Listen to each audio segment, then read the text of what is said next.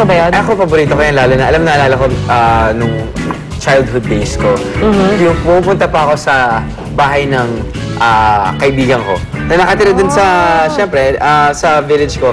Pumupunta ako dun dahil sabi ko, bakit ang sarap-sarap ng sardinas Iba ang sardinas nila? Iba ang sardinas nila. Usually, gano'n naman yan, di ba? Actually, pag hindi sa iyo, no? Pero ang sarap-sarap. Pero din ko nahiligan kasi, hindi ako kumakain dati ng isda. Pero because of that, oo. I think yung pagkahalo niya ng ano, ang tawag doon? May ginigisa, may kasama kapag ginigisa. May garlic and everything. Nako, yun yung malalaman nga natin. At aalamin natin kung paano nga ginagawa yung sardinas. At paano nila sinisiksik yung mga maliliit sa bote. Diba may game nga, diba? Sardinas! Siksik! Yan po papakita sa atin ni na Monica at Arn mula sa isang sardines factory sa Caloocan City. Good morning, guys! Good morning, guys! Good morning din po, lalo na sa mga kumakain sa kanilang mga bahay ngayon.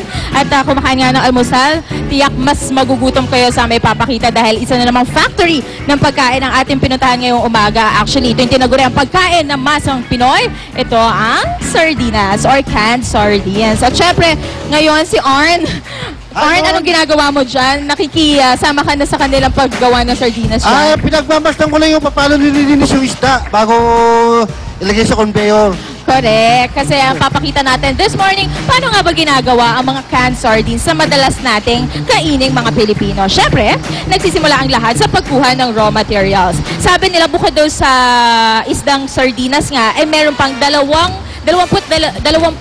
klase ng isda na pwedeng gawing canned sardines. Pero as of this time of the year daw, wala daw masyadong nakukuha dito sa ating bansa. Kaya imported yung mga isdang kinukuha nila. Pero to make sure para fresh yan, nakababad po yan sa yelo. Pagkatapos, nilalagay po nila dito sa tinatawag nilang butchering area. Itong nasa tabi ko yan.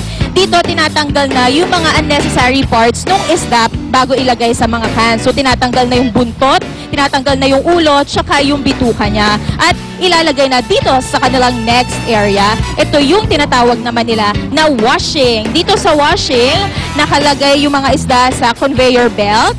At syempre, may continuous na flow ng tubig to make sure na malinis at ma-maintain ang freshness ng ating mga isda. At from this conveyor belt, dadalhin na to dito sa tinatawag nila na weighing area. There you go. So dito sa area na to, wini-weigh ang mga isdang nanggaling doon sa ating butchering area to make sure na alam nila kung ano nga ba ang weight ng bawat batch ng isda. At ilalagay nila yun sa area na yun, papunta dito sa...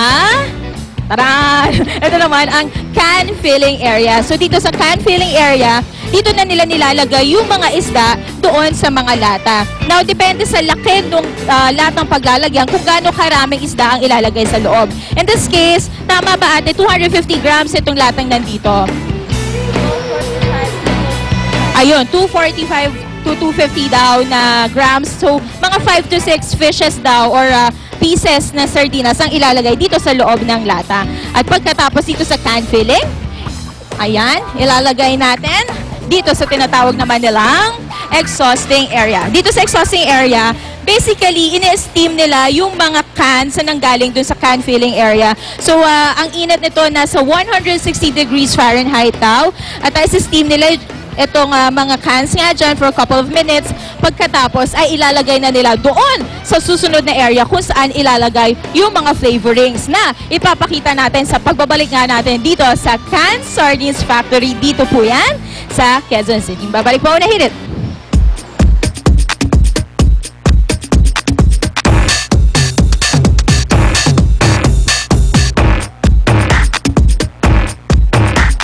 Kayo lang may sardinas dyan. Aba, kung anong meron sa labas, meron din dito sa loob. Good morning po sa inyo mga kapuso at kasama ko ngayong umaga na magluluto ng sardinas, Chef Hasetgo. Good morning, Chef. Good morning, Miss Susie. Ayan, welcome back. Alam nyo naman, ngayong panahon ng medyo paulan-ulan, masarap yung meron kang hinihigop na masarap at mainit na sabaw. At yung sardinas na usually ginigisa lang natin sa kamatis, sibuyas, aba, pwede natin medyo ibahin naman yung dating para hindi nakakasawa. Di ba, Chef? Okay. Yeah, so, ito yung gagawin natin. Tamang-tama to kasi tag-ulan kanina. Actually, umulan, di ba, kagabi? I know or kaninang madaling araw. Ayan, so bagay na bagay sana itong recipe na to kasi soup to. Gagawa tayo ng soup na gawa sa sardines or sardinas. Ayan. You know, the good thing about this is that, syempre, dahil nga malamig yung panahon, sinasabi masarap yung sabaw. Pero yung sardinas, lagi kang meron yan sa kusina mo.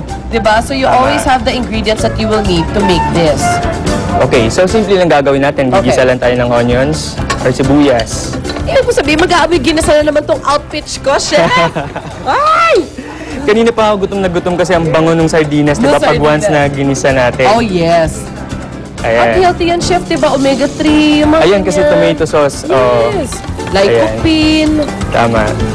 Ayan na, kamatis sibuyas. Okay. And then pag okay na yung onions and garlic natin, pwede natin ilagay yung sardinas natin. Yun. Or sardines. Ayan.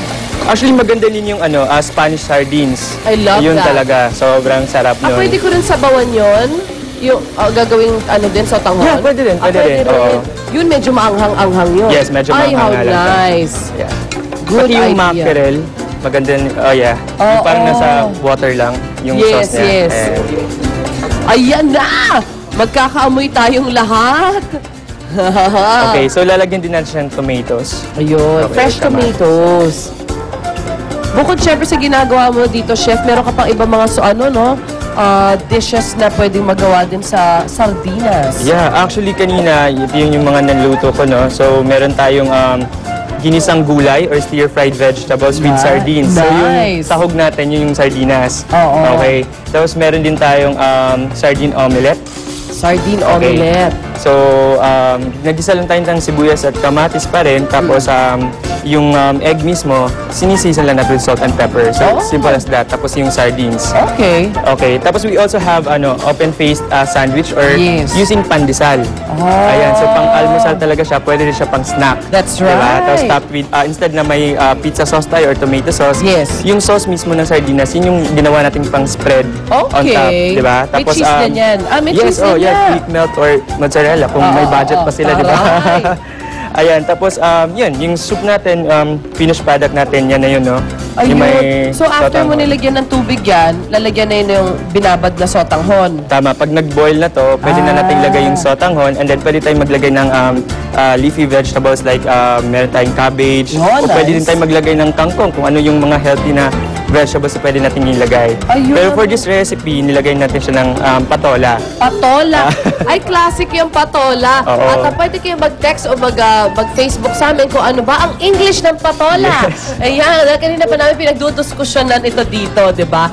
Ayan, so patola, kasi yung sa classic na sotanghon soup, yan madalas, or Yan sa talaga. miswa. Miswa, Nilalagyan lang ng patola. You can also use miswa dito, Pwede, Chef. No? pwedeng, pwede. Naku, thank you so much, Chef Hasid Thank you din po, thank you po.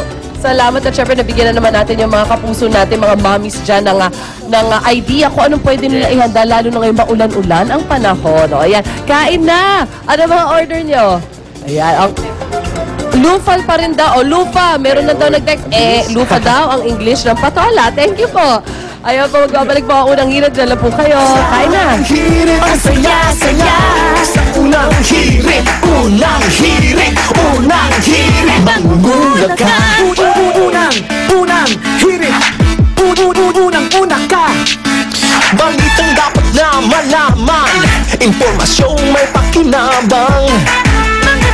Mga kumare, gusto nyo bang umasenso at magka-negosyo? Tara na sa pinakamalaking negosyo fair ngayon taon. Babae, kapuso ka ng bayan. Go Negosyo's 3rd Women Entrepreneurship Summit and Expo 2011, March 4 to 6 sa World Trade Center.